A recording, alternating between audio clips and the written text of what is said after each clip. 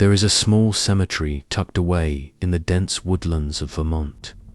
No signs mark its entrance, no records show its creation, and no caretakers tend to the moss-covered headstones. Locals call it the Forgotten Field, but those who truly know what lies within have given it another name: the grave that rewrites history. They say if a person is buried there, the world forgets they ever existed. Chapter 1: The Disappearance of Claire Montgomery.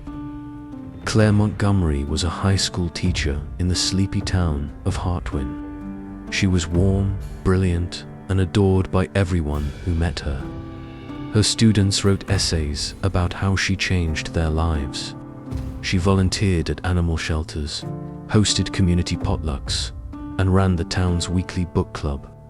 Then, one rainy November morning, Claire vanished. Her boyfriend, Mark Ellis, reported her missing after she failed to return home from work. The police searched for weeks. Her car was found parked neatly near the edge of the forest doors, locked, keys inside, and no signs of struggle.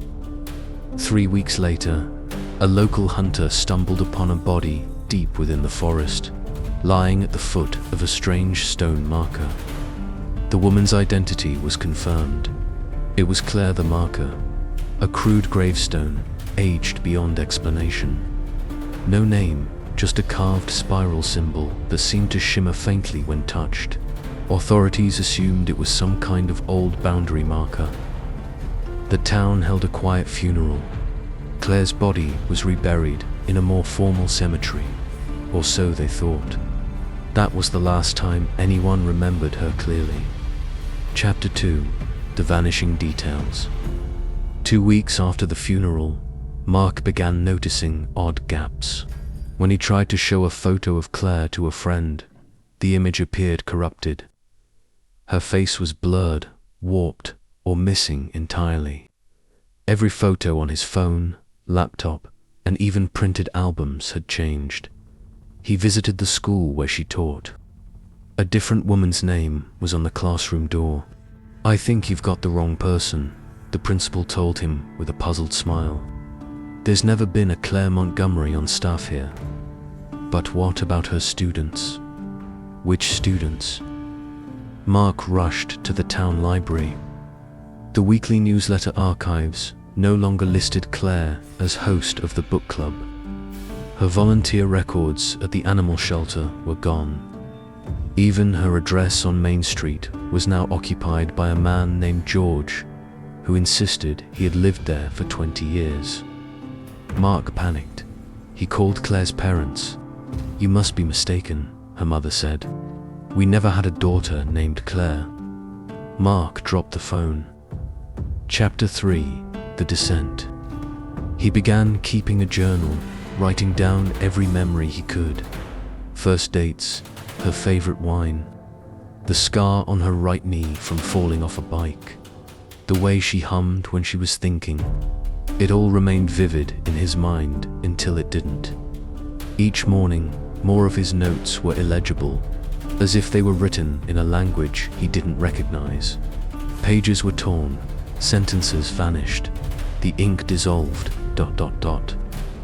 Mark became obsessed. He stopped working. He stopped sleeping. One night, he found himself drawn to the woods, back to the place where Claire's body had been found. It was as if some buried force was calling him. He wandered until he saw it again. The crude gravestone with the spiral, except this time there were 3. The original and 2 more beside it. Chapter 4: The Spiral. Mark returned the next day with a local historian, Peter Lang, an older man with an interest in folklore. Peter grew pale when he saw the spiral on the stone. "You know what that is?" Mark asked. "I've seen it once before," Peter whispered, "in a journal from the 1800s. It was the symbol of the forgettings, a cult or curse, no one knows. But the story said people buried with that mark would be rewritten, like they never lived.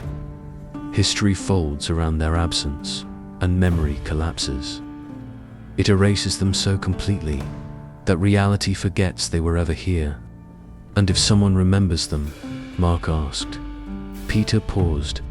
Then reality starts rewriting you too. Chapter 5. The Last Witness. By now, Mark was breaking. He barely remembered Claire's voice, her scent, her laughter. He began recording himself every night, telling stories of her, playing old voicemails, repeating her name over and over. Claire Montgomery. Claire Montgomery. But even the recordings changed. Her name faded to static. Her voice disappeared. The next time he visited the grave, there was a fourth stone. This one had his initials on it, ... Chapter 6. The Empty Record. 6 months later, Peter Lang filed a report to the Hartwin Historical Society titled Anomalous Cemetery, Northern Vermont. It contained details of the strange graves, the spiral symbols, and his encounters with a man named Mark Ellis. He included photographs. 2 weeks later, the report was recalled. Peter's colleagues claimed they'd never heard of him writing it. His original notes, gone. His photos, black squares, and the spiral grave, no longer in the forest. But a new one had appeared in the cemetery behind Peter's home. When asked about it, his wife simply said, "What grave?" Chapter 7. The Spiral Spreads. The final entries in Peter Lang's personal journal, found years later in an attic by a distant relative, contain a terrifying theory. "I believe there is no curse. This is not a punishment.